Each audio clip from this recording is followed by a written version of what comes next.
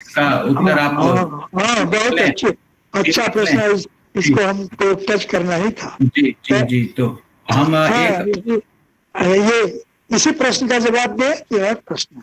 जी अभी और आ जाए तो इसके बाद मैं आपको पुनः आमंत्रित कर लूंगा। जी अब मैं आमंत्रित करना चाहूंगा माननीय कुलपति मगध विश्वविद्यालय बोधगया प्रोफेसर राजेंद्र प्रसाद सर, हमारे अभिभावक, हमारे गार्जियन के अपने उद्बोधन से हम सबको अनुग्रहित करें। माननीय कुलपति जी।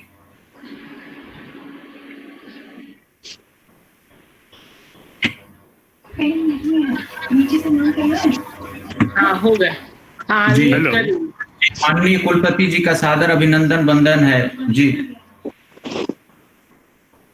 मगध विश्वविद्यालय के दर्शन शास्त्र विभाग द्वारा आयोजित इस वेबिनार के अवसर पर मुख्य अतिथि के रूप में पधारे प्रोफेसर रमेश चंद्र जी, विभागाध्यक्ष वीणा शरण जी, इसमें भाग लेने वाले देश या विदेश से अन्य विद्वान प्रतिभागीगण, देवियों सज्जनों, मगध विश्वविद्यालय ज्ञान और मोक्ष की भूमि है। यहां से वसुधैव कुटुंबकम विषय जो गोष्ठी या विमर्श आज के दिन आपने आयोजित किया है, उससे बहुत दूर तक संदेश जाएगा। वसुधैव कुटुंबकम भारतवर्ष का एक ऐसा आदर्श है जिसको उपनिषद काल से लेकर अब तक निरंतर दार्शनिक धरातल पर चिंतन, मनन और विचार विमर्श का विषय बनाया गया है। मैं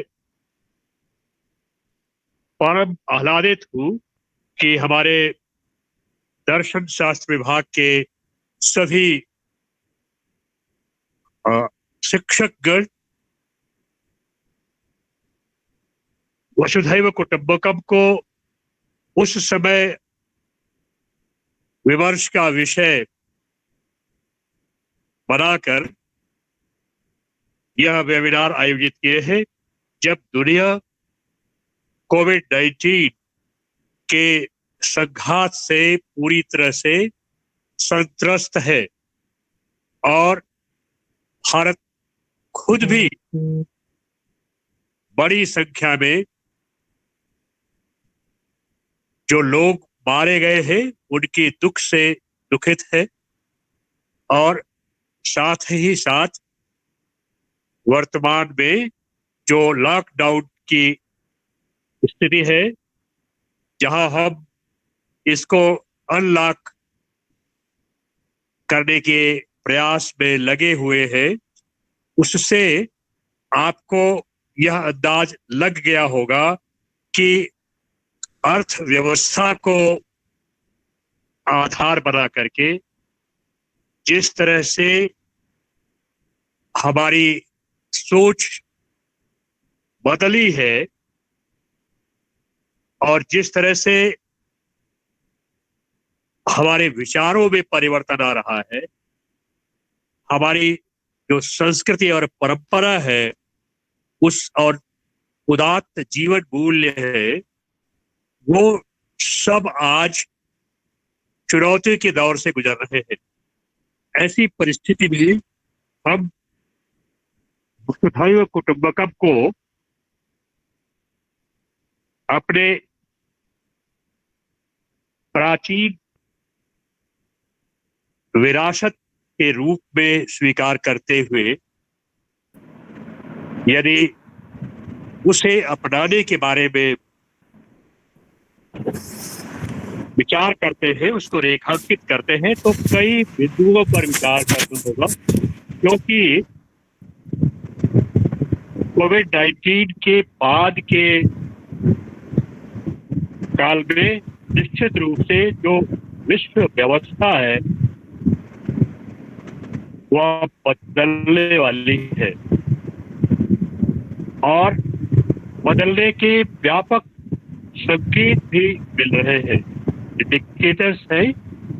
लेकिन ये संकेत केवल आर्थिक नहीं है, सामाजिक भी है, राजनीतिक भी है और तकनीकी तो विशेष रूप से है, क्योंकि बदलते हुए परिवेश में प्रौद्योगिकी या तकनीकी ने पहले की स्थितियों को बदल दिया है।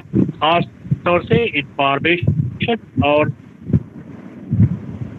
कम्युनिकेशन टेक्नोलॉजी ने यह परिवर्तन लाने का काम किया है। मैं वसुधैव कुटुंबकम का जो शब्द बोध है भारतीयों के लिए, उसके पूरे श्लोक के साथ आपसे शेयर करना चाहूंगा। वह इस प्रकार है, अयम निज परो वेद गणना लघु चेत उदार चरितरम तो वसुधैव कुटुंबकम। इसके लिए जो है यह पृथ्वी, यह वसुंधरा एक कुटुंब के समान है।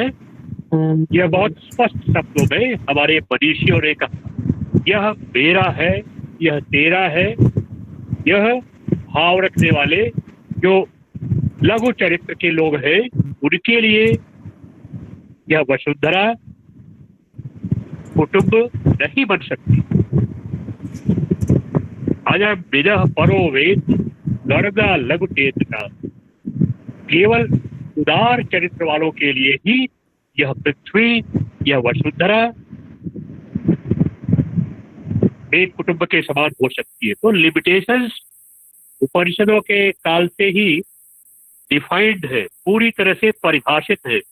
और जहां तक ग्लोबलाइजेशन का सवाल है, ग्लोबलाइजेशन या वैश्वीकरण या भूमंडलीकरण, जिसके पीछे निश्चित रूप से यही सूचना और संचार क्रांति का प्रभाव रहा है। और इस सूचना और संचार क्रांति ने ही सारी दुनिया को एक ग्लोबल विलेज के रूप में, मैक्लुहान ने यह बात कही कि ये दुनिया इलेक्ट्रॉनिक्स की वजह से, इंफॉर्मेशन और कम्युनिकेशन टेक्नोलॉजी की वजह से एक वैश्विक ग्राम में बदल गई है, जिसमें इंटरडिपेंडेंस जरूरी। इंटरडिपेंडेंस का मतलब हो गया परस्पर अवलंबन, परस्पर सहयोग, एक दूसरे के साथ सहयोग करना। यह खास तौर से एक प्रकार से ऐसी प्रोसेस थी। वैसे ग्लोबलाइजेशन के साथ हमें ग्लोबलिटी की भी चर्चा करनी चाहिए। वैश्वीकरण और वैश्विकता दोनों में अंतर है। अगर वैश्वीकरण एक प्रोसेस है इंटरकनेक्टेडनेस का, परस्पर जुड़ने का, जिससे ट्रेड है, टेक्नोलॉजी है, इस सुरक्षा के उपकरण है, साधन है, आर्थिक आदान प्रदान है, इसके साथ ही साथ वैश्विकता एक ऐसी क्रिया है जो परंपरा, संस्कृति, जीवन मूल्य, इन सब के माध्यम से जोड़ती है, दुनिया को जोड़ती है। अधिकांशतः आप कह सकते हैं कि ग्लोबलाइजेशन में जो आर्थिक हित थे, जो आर्थिक स्वार्थ थे बड़े राष्ट्रों के, उनकी पूर्ति के बहुत सारे उपाय यह ग्लोबलाइजेशन करता रहा। दूसरी ओर इसी समय एक चर्चा और चली ग्लोबलिटी में, जहां परंपरा, संस्कृति, जीवन मूल्य, आदर्श, इनसे इनकी सर्वव्यापकता, इनकी यूनिवर्सलिटी की बात होनी चाहिए। इस पर जो है कुछ विद्वानों ने अपने विचार व्यक्त किए हैं, पश्चिमी विद्वानों ने भी और अपने देश में भी चर्चा होती रही है। एक और शब्द बड़ा महत्वपूर्ण है जब हम वसुधैव कुटुंबकम की चर्चा कर रहे हैं, वह शब्द है रिवर्स कॉलोनाइजेशन, अर्थात विलोम औपनिवेशीकरण, जो एंथ्रोपोलॉजिस्ट थे, मानव शास्त्री, मानव विकास पर जो चिंतन मनन करने वाले लोग हैं, उन्होंने साफ शब्दों में कहा कि ग्लोबलाइजेशन की वजह से या वैश्वीकरण की वजह से एक ऐसी प्रक्रिया, एक ऐसे प्रोसेस को भी बल मिल रहा है जिसमें जो पहले 19वीं सदी में या 20वीं सदी में तक बहुत सारे देश जो गुलाम थे, जो उपनिवेश थे, वे अब इस वैश्वीकरण के युग में अपनी परंपरा, अपनी संस्कृति, अपने उदात्त जीवन मूल्यों को प्रक्रियागत स्तर पर जो पश्चिमी देश है, खासतौर से जो लिबरल डेमोक्रेसीज है, और इसके अलावा जो अधिनायकवादी शक्तियां हैं, जो देश है, उनके साथ भी जुड़ने का प्रयास कर रहे हैं। तो इस प्रकार से उन्होंने कहा कि वे उपनिवेशवाद की जंजीरों से मुक्त हुए भारत जैसे राष्ट्र, वे भी इस वैश्वीकरण के युग में अपनी परंपरा, अपनी संस्कृति, अपने उदात्त जीवन मूल्यों और दार्शनिक क्षमता, जिसको कि हम सॉफ्ट पावर कहते हैं, वैसे दुनिया में जो विश्व राजनीति है उसको नियंत्रित करने के लिए आर्थिक और सैन्य दो प्रकार की सबलताओं या क्षमताओं का बड़े राष्ट्र या विकसित राष्ट्र प्रयोग करते रहे हैं। लेकिन भारत जैसे राष्ट्र ने, जिसके पास वसुधैव कुटुंबकम की उदात्त अवधारणा को लोगों तक दुनिया में अपनी परंपरा और संस्कृति के माध्यम से सकारात्मक दृष्टि से प्रस्तुत करने का अवसर है, उसके लिए यह है कि हम अपनी इस परंपरा, संस्कृति, अपने रीत रिवाज, अपने सोशल मोर्स और तमाम ऐसे उदात्त जीवन मूल्य है, जो आदर्श है, उनसे दुनिया को प्रभावित करने के लिए अवसर प्राप्त कर रहे हैं। तो कहना यह है कि ग्लोबलिटी और ग्लोबलाइजेशन ने निश्चित रूप से यद्यपि आर्थिक और सैन्य दृष्टिकोण से बड़ी शक्तियों को और अधिक शक्तिशाली बनाने के लिए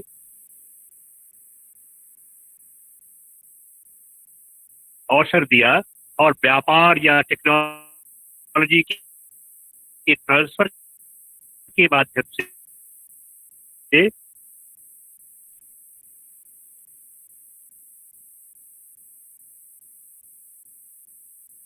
जो विकासशील या विकासवाद देश थे, जो उपनिवेशवाद की जंजीरों से मुक्त होने वाले देश थे,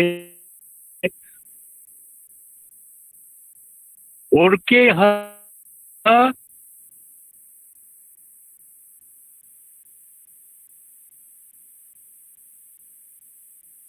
आर्थिक पूंजी निवेश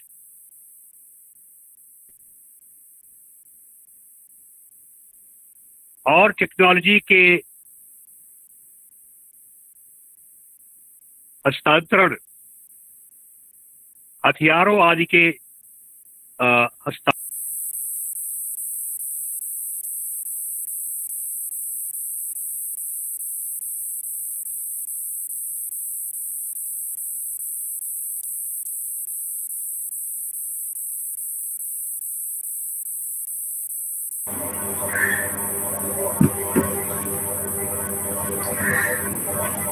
ये क्या इसी सर ही लग रहा है लेफ्ट हो गए।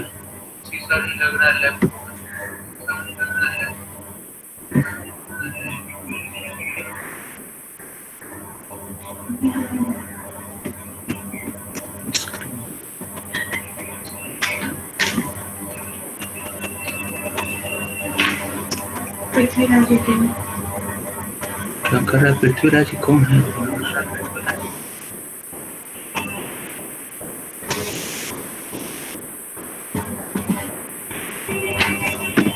इसी सर लेफ्ट हो गए क्या?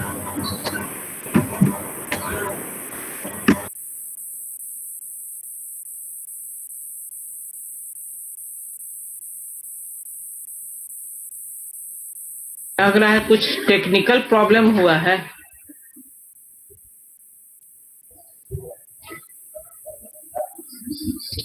क्या करते हैं कि जो प्रश्न है आप ही उसी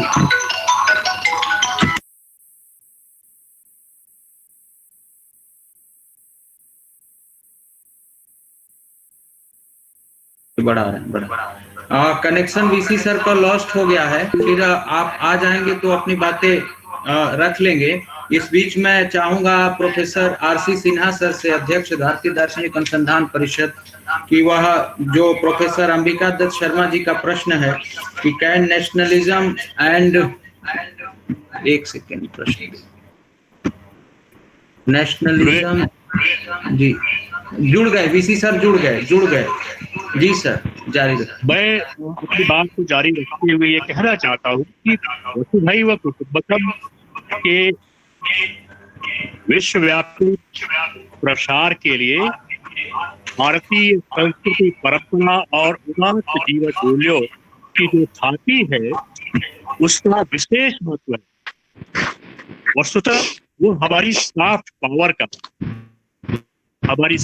पावर का आधार है। आज के परिवेश में भारत की पहचान बनाने में यह जो थाती है, इसमें वसुधैव कुटुंबकम का भी विशेष योगदान है, उसे हम विस्मृत नहीं कर सकते। जहां तक इसके दार्शनिक पक्ष का सवाल है, इसकी चर्चा प्रोफेसर रमेश चंद्र जी ने की, बहुत सुंदर शब्दों में की।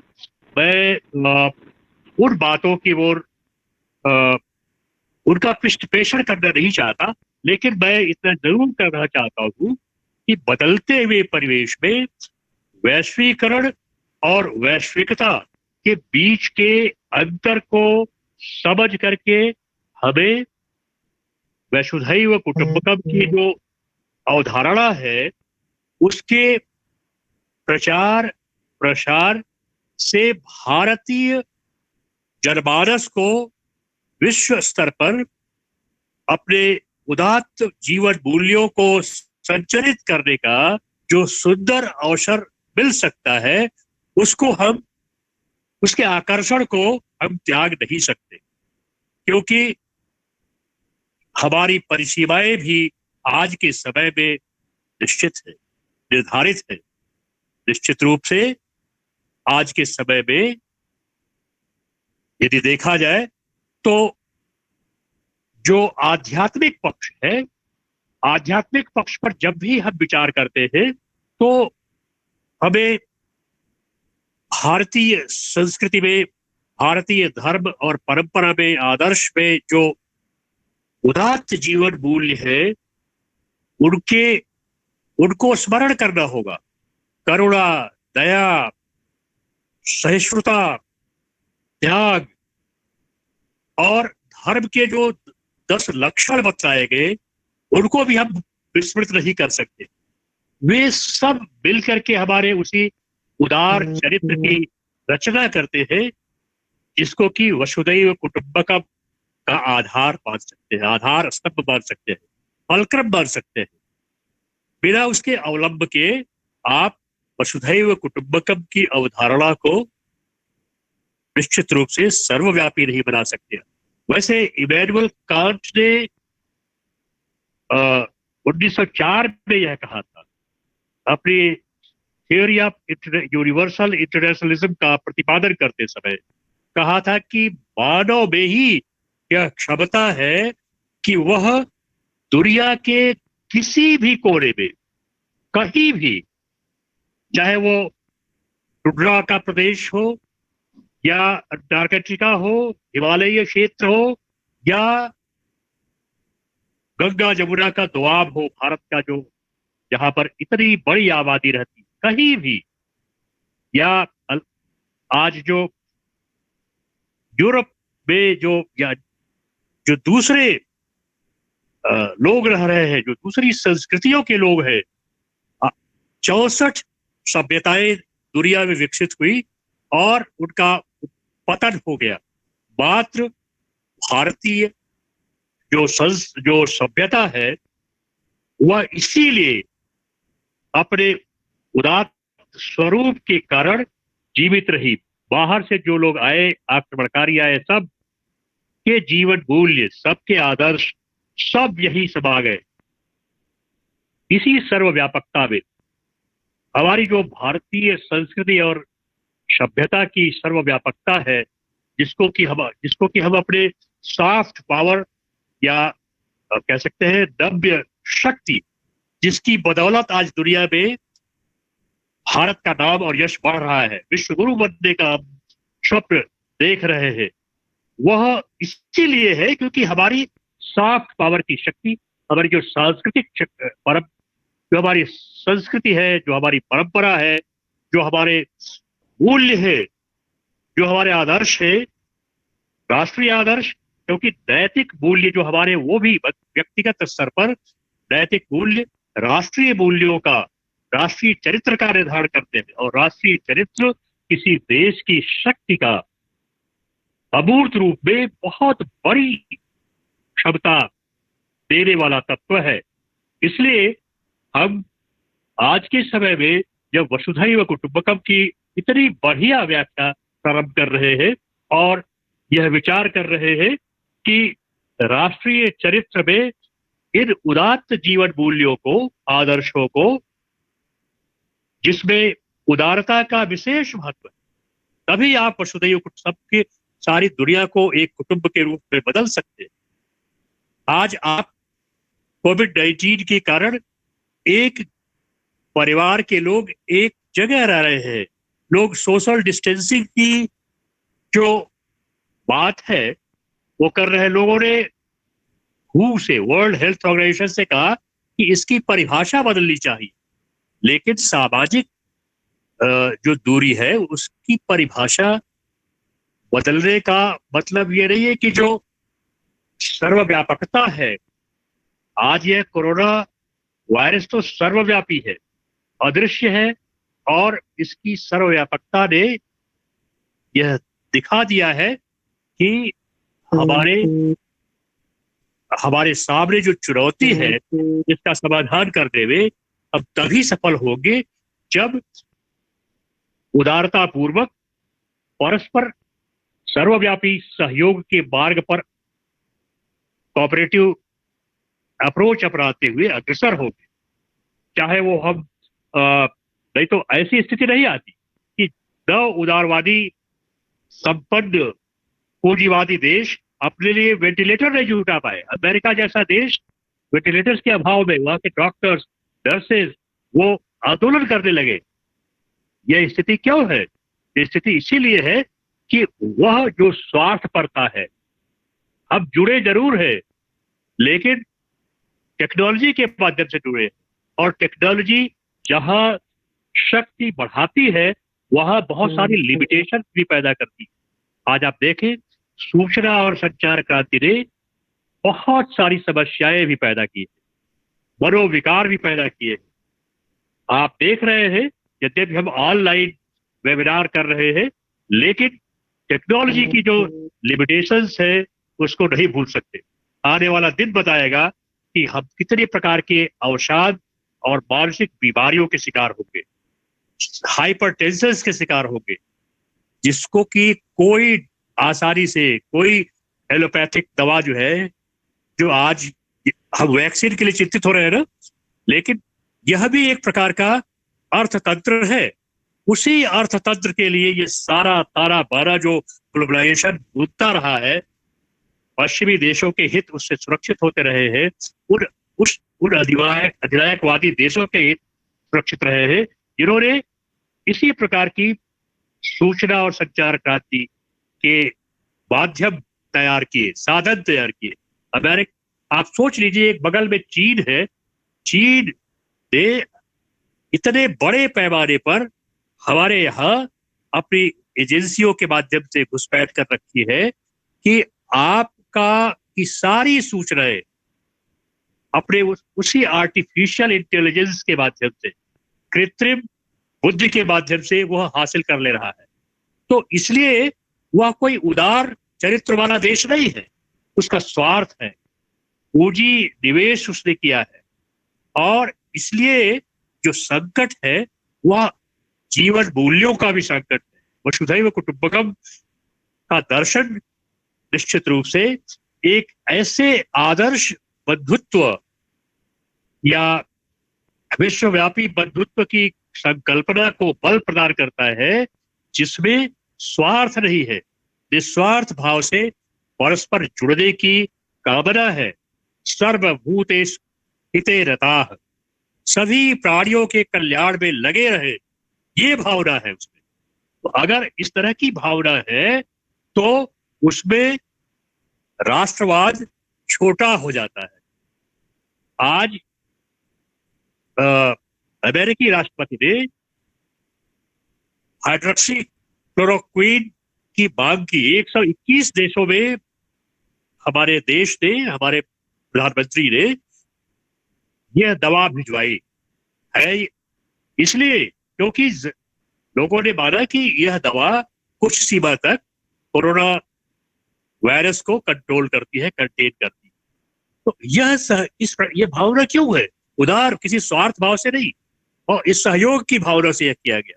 यद्यपि हमको धमकियां भी मिली, तो यह दुनिया है।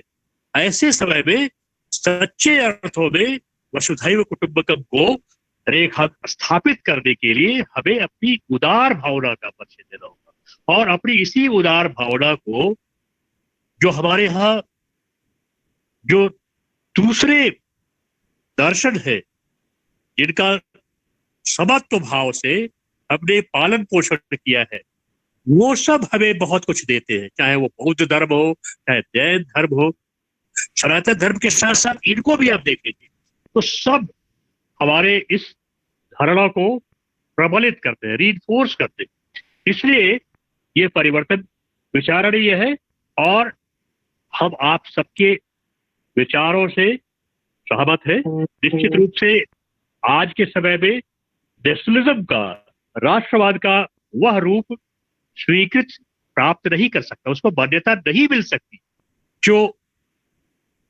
हमने 20वीं सदी में, जिसमें जो है 2 विश्व युद्ध हुए, अनेकों क्रांतियां हुई, 200 से अधिक क्षेत्रीय संघर्ष हुए, और तनाव और कठोरता के साथ बहुत सारे देशों में, लगभग 160 देशों में आतंकवाद फैला, धर्म के आधार पर कट्टरता फैली।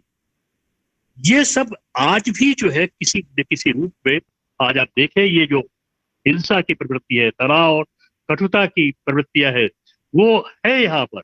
ऐसे एक्टर्स विद्यमान है, नॉन स्टेट एक्टर्स भी है और स्टेट एक्टर्स भी है जो इस कार्य को बढ़ावा देते हैं।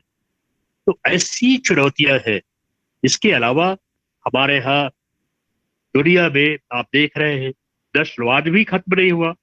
अमेरिका में अगर एक आदमी के मरने के बाद इतने सैकड़ों शहरों में हिंसा फैल गई, आगजनी फैल गई है, तो निश्चित रूप से यह साबित है कि असहिष्णुता, हिंसा, तनाव और कटुता जो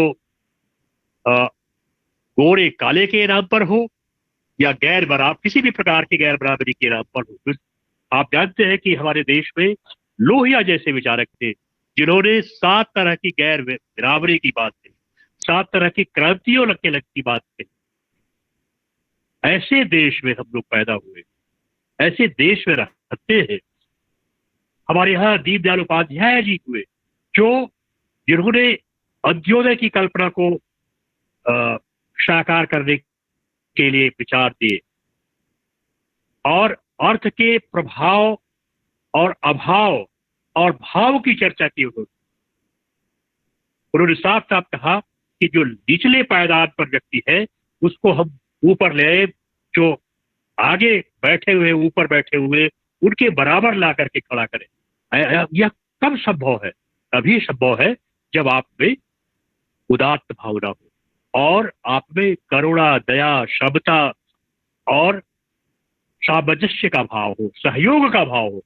आज इसी तरह के भाव को अपना करके कोविड-19 के पीरियड में हम न केवल विश्व बंधुत्व की स्थापना करने की दिशा में या उसके भाव को संरक्षित और संवर्धित करने के लिए सफल हो सकते हैं, क्योंकि यह पृथ्वी या यह वसुंधरा जिस पर हम और आप निवास कर रहे हैं वह ब्रह्मांड के अनंत विस्तार में एक तैरते हुए पिंड के समान है, ऐसा वैज्ञानिक मानते हैं। और बहुत सारे ब्रह्मांड हो सकते हैं, वैज्ञानिकों की खोज इस पर भी जारी है।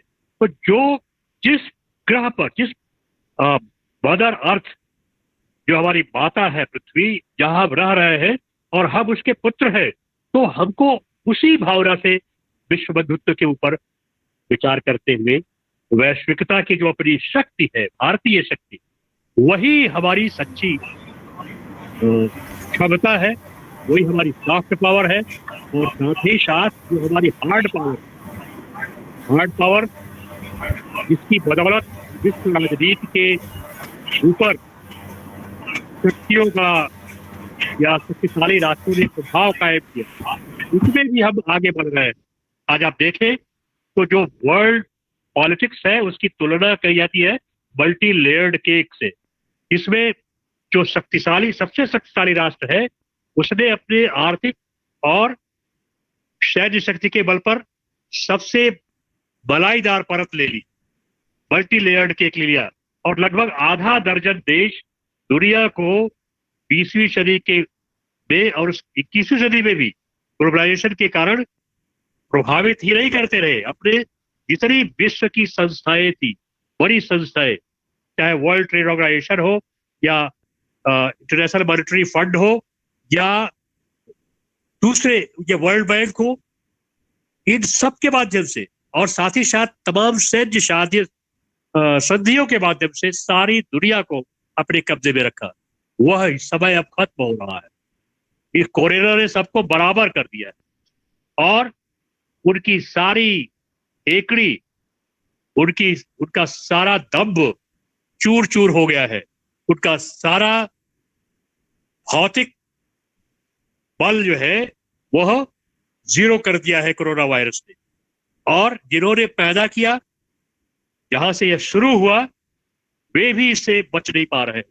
इसलिए आने वाले समय में हम जो अध्यात्म की शक्ति है, जो विज्ञान है अध्यात्म का, अध्यात्म और विज्ञान के बीच जो सहसंबंध है, वह वास्तव में वसुधैव कुटुंबकम की अवधारणा को दिल से आदर्श रूप में स्वीकार करने से ही मजबूत होगी। महात्मा गांधी के शब्दों को हम यहाँ उद्धृत करना चाहेंगे। उन्होंने इसी आध्यात्मिकता का आश्रय लेकर के यह बात कही थी कि I see God in the smiles of the poor.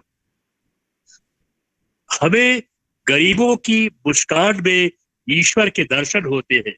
आज इस बदलते हुए समय में आपने देखा कोविड-19 के संघात से, आघात से और प्रतिघात से, क्योंकि अभी पुनः जो है लग रहा है आने वाला है दुनिया में क्या संकट है। और इसके अलावा उन्होंने उसी अध्यात्म की शक्ति को पहचान करके महात्मा गांधी ने यह भी कहा कि विज्ञान में जो शक्ति छिपी हुई है वह आध्यात्मिक रूप से देखा जाए तो वैज्ञानिक शोध जो दुनिया में हो रहा है, वैज्ञानिक शोध को ईश्वर का प्रसाद मानकर ग्रहण करना चाहिए।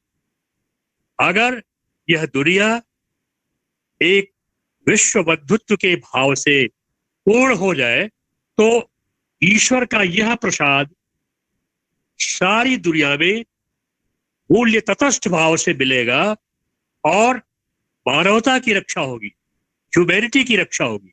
और विश्व बंधुत्व का सबसे बड़ा संदेश यही है, मनुष्यता, मानव, मनुष्यता की रक्षा।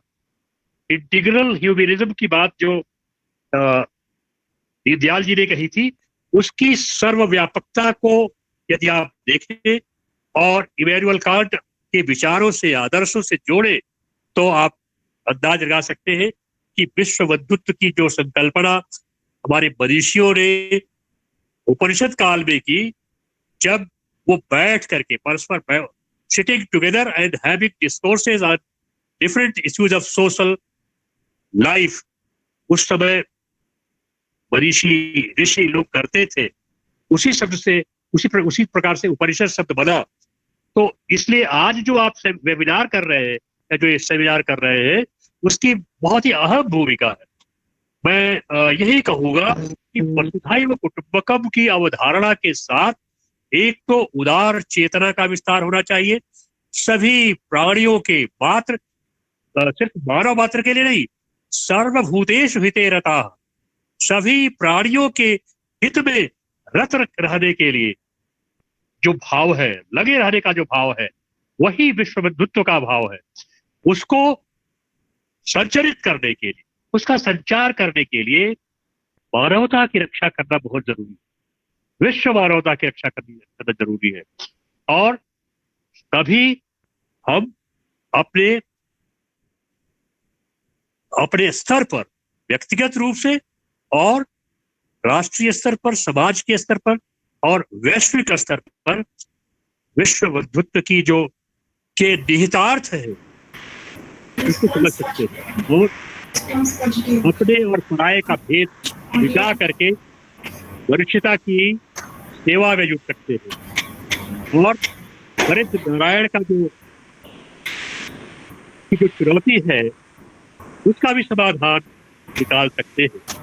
नर नारायण के बीच का जो संबंध है, उसको भी मजबूत कर सकते हैं, क्योंकि जो प्रकृति के ऊपर संघात हो रहा है इस समय, वह भी नकारा नहीं जा सकता। क्लाइमेट चेंज और ग्लोबल वार्मिंग जैसी चुनौतियां या खतरे आज सारी दुनिया के सामने हैं। ऐसा तो कोरोना तो अभी आ गया, इसके पहले लोग वैज्ञानिक कह रहे थे 2030-35 तक ऐसी स्थिति आएगी कि बहुत बड़े पैमाने पर सूखे और बाढ़ की चपेट में भारत जैसे देश का बहुत बड़ा क्षेत्र नष्ट हो जाए, आबादी नष्ट हो जाएगी, जीव जंतु नष्ट हो जाएगी। तो ऐसी परिस्थिति में अभी आपने देखा कि अब एक जो तूफान आया उड़ीसा और बंगाल में, उससे क्या स्थिति पैदा हुई, ये सब इसलिए नेचर को भी इसमें देखना होगा। प्रकृति के साथ भी एक सामंजस्य, एक तादात्म्य बनाने की आवश्यकता है, और वह तभी संभव है जब हम सभी प्राणियों के हित को ध्यान में रखते हुए प्रकृति के साथ ही सामंजस्य बनाए और टेक्नोलॉजी का तटस्थ भाव से, वैज्ञानिकों द्वारा दिए ज्ञान को तटस्थ भाव से मानवता की रक्षा के लिए, मानवता के हित के संरक्षण और संवर्धन के लिए लगाएंगे, तभी जो है सच्चे अर्थों में वसुधैव कुटुंबकम की अवधारणा को हम इस वसुंधरा पर व्यावहारिक रूप से उतार सकते हैं। आप सभी विद्वान लोग हैं और सबसे बड़ी बात तो है कि आप दार्शनिक हैं। दर्शन के स्तर पर आप बहुत सारी सूक्ष्म बातों को विचार कर सकते हैं, और जो एकात्मकता है, जो एकात्म भाव है, उसको भी आप समझ सकते हैं।